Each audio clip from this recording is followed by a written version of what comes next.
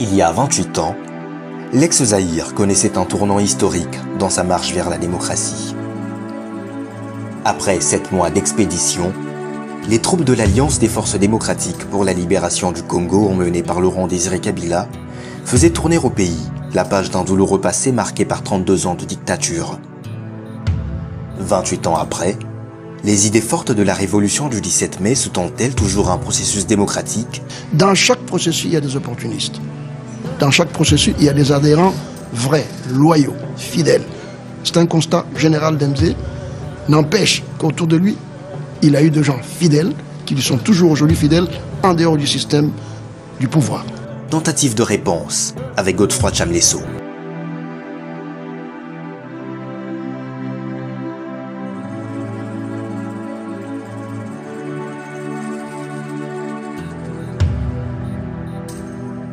La rencontre avec Mzé, c'est juste après l'indépendance, après la mort de Mzé, après la mort de Patrice Lumumba, plutôt l'assassinat de Patrice Lumumba. Et c'était un impact psychologique, intellectuel, et aussi, d'une façon ou une autre, je n'y crois pas trop, ni aux tribus, ni aux régions, ethniques. Nous avions tous l'esprit conspirateur. Donc dès le début, il m'a parrainé. Moi, j'étais jeune diplomate. Il m'a parrainé, j'ai tout abandonné, je l'ai suivi. À Kalemi, j'étais presque un de ses meilleurs acolytes pendant les deux insurrections. La première qui a échoué, la deuxième qui a réussi. Et puis, elle a réussi. Les deux ont réussi, mais on a toujours fini par nous déloger. Les mercenaires, les forces de Mobutu. Quand nous nous replions vers le Burundi, vers la Tanzanie, c'est moi qui crée Kibamba, qui plus tard sera Ewabora. C'est moi qui amène les Cubains et Che Guevara sous l'égide de Mzé. Je reste avec Che Guevara jusqu'au dernier moment du combat, jusqu'à la sortie des 137 Cubains. À la tête du contingent était Ernest Che Guevara de la Serna, qu'on a assassiné en Bolivie. Donc Mzé m'avait confié la sécurité du front. Mzé m'avait confié la formation des cadres. En fait, j'ai formé beaucoup de cadres en Chine, en Bulgarie, à l'ancienne Union soviétique, un peu ailleurs, en Algérie aussi. Donc la lutte, c'est une lutte concentrée sur le pouvoir du peuple. Donc ce n'est pas une action isolée de Kabila. Kabila s'est appuyé sur les masses, il est meneur de masse, il est conducteur du peuple. Il y a eu une espèce de synergie. Pendant que lui luttait au maquis, il y a eu d'autres forces dans la diaspora, à l'intérieur du pays, d'une façon ou d'une autre, qui s'opposaient à la dictature. Mais la férue,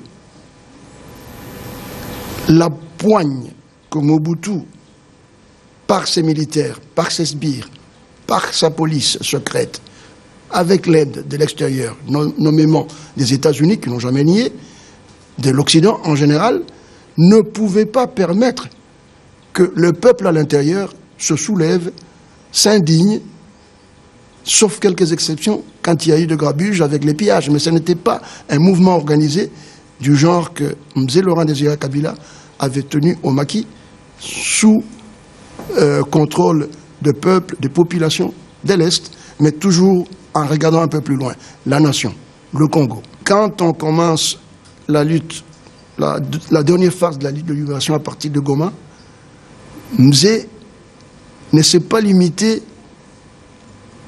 au groupe de combattants, c'est que nous appelions le Kadogo à l'époque, et par affection nous continuons toujours à les affubler de ce nom, qui est un nom câlin.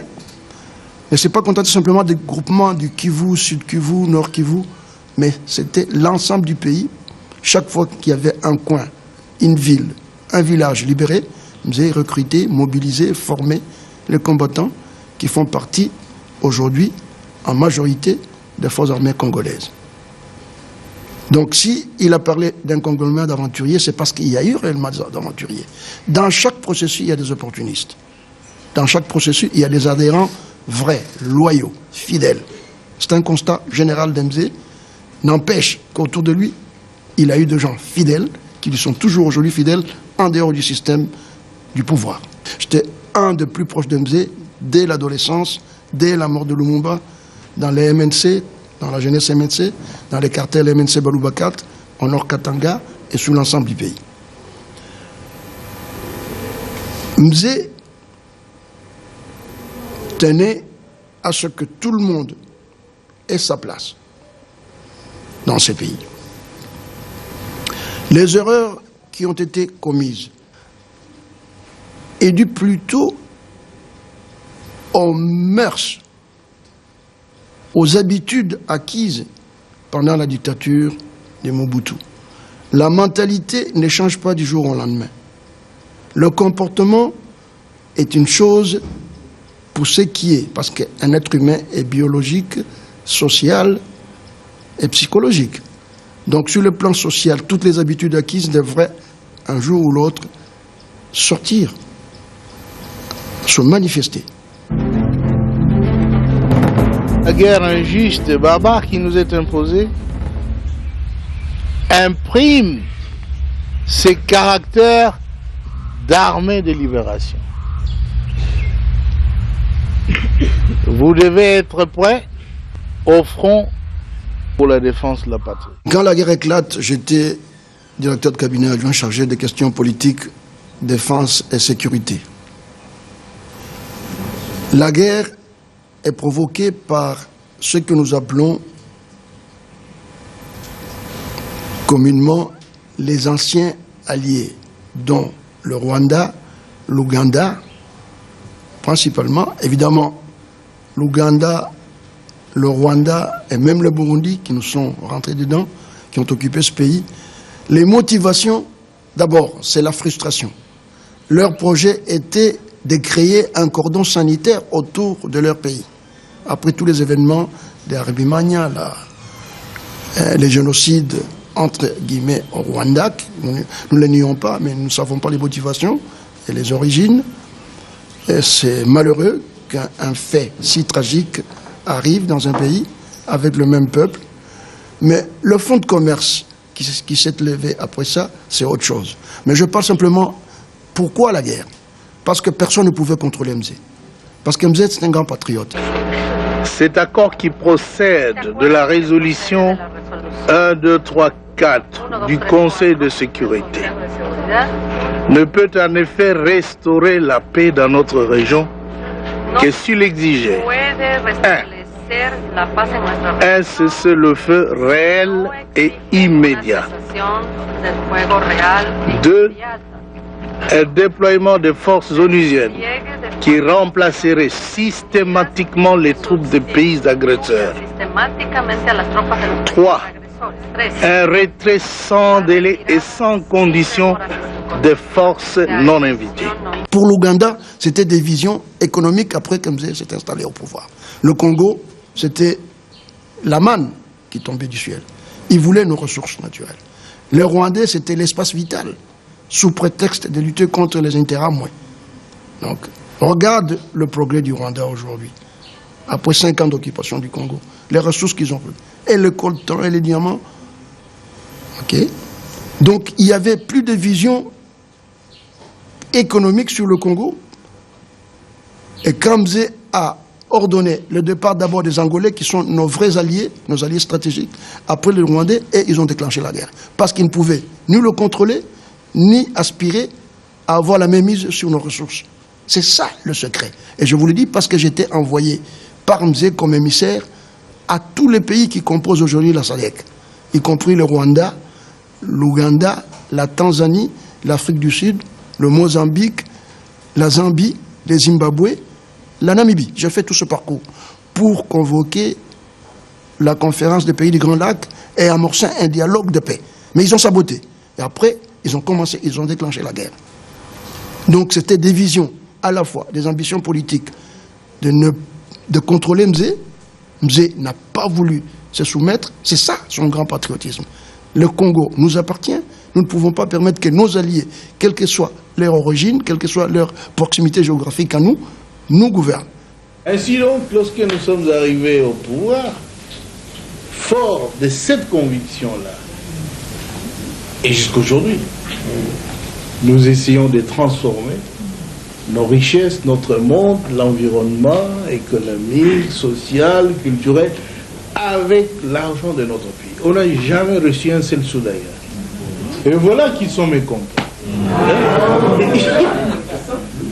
Ils ne demandent pas à la Banque mondiale, ils viennent avec des plans actifés ailleurs, qu'ils ont toujours présentés pendant 37 ans du régime l'autre. Toujours le même plan. Ils sont venus avec ça. Moi j'ai dit non. Un leader, une idéologie, une doctrine, une ligne à suivre, une stratégie, une vision. Si je peux dire que le président Joseph Kabila Kabange ne s'est pas dévié de la route de son père. C'est toujours le nationalisme, le patriotisme, la défense de la souveraineté de ce pays, la défense et la préservation de l'intégrité territoriale, le développement de ce pays, la reconstruction de ce pays, remettre au souverain premier, le peuple congolais, le patrimoine de ce pays. Et le président Joseph Kabila est en train de réaliser ça pas à pas, non sans difficulté, non sans accroc. C'est une œuvre humaine. Les limites sont là, malgré l'abondance des richesses naturelles que nous avons pour le mettre au service du pays. Il faut les exploiter, il faut des moyens colossaux, des moyens financiers vastes, et il n'y a pas de largesse du côté des organismes multilatéraux, la Banque mondiale, le Fonds monétaire. C'est toujours des pressions qui s'exercent. Malgré ça, l'État congolais essaye de faire le mieux pour le bien-être de ce pays. Évidemment, le temps est court. Si on évalue 10 ans, 14 ans de pouvoir contre 32, il y a des choses nouvelles. Comme lui, le président a dit dans son discours à la nation, si vous ne croyez pas ce que je fais, croyez à ce que... Si vous ne croyez pas ce que je dis, croyez à ce que je fais. Donc il y a des faits palpables. Je ne parle pas seulement des routes. Il y a beaucoup de choses qui se font dans ce pays. C'est deux leaderships différents, deux personnalités différentes, mais une même vision. Le peuple se rend compte avec le passage du temps. C'est 10 ans depuis son assassinat. Un crime de lèse-majesté, un crime de lèse-humanité, de la même magnitude que celui perpétré contre Patrice Lumumba.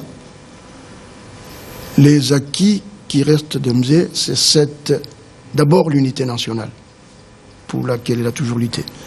Je crois que le président Joseph Kabila Kabange s'est concentré sur cela. Pacifier le pays comme Mzee voulait, unifier le pays comme Mzee voulait. Le Congo, du moins, est uni, le peuple étant la première arme suprême pour cette unité, pour préserver cette unité. La souveraineté sur le plan de l'intégrité territoriale est recouvrée après plusieurs années d'occupation, 5 ans, et presque 5 millions de morts.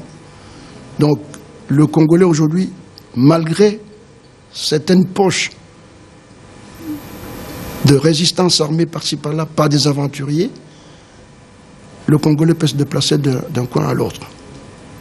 Le pays a recouvré ses cartes, ses lettres de noblesse sur le plan international. Le Congo est fréquentable. Ce sont des héritages de Mzee. Et surtout, la conscience nationale est beaucoup plus consolidée. Le patriotisme est visible même chez les enfants qui défilent devant les mausolées de Mzee Laurent Désiré Kabila à chaque occasion. Ceux qui ont connu Mzee Laurent Désiré Kabila à l'entrée de l'AFDEL ont aujourd'hui 14 ans, presque au début de l'adolescence. Tous y reconnaissent en lui un combattant, un soldat du peuple. C'est lui qui a œuvré et qui a sacrifié sa vie pour que le Congo soit prospère et plus beau que jamais, comme dit notre hymne national. Je suis un soldat du peuple et je ferai mon devoir jusqu'à mon dernier jour. Je veux que mon pays soit totalement libre et en tout cas un pays moderne qui se développe, où sur le plan social, nos villages doivent être transformés parce que tout le monde a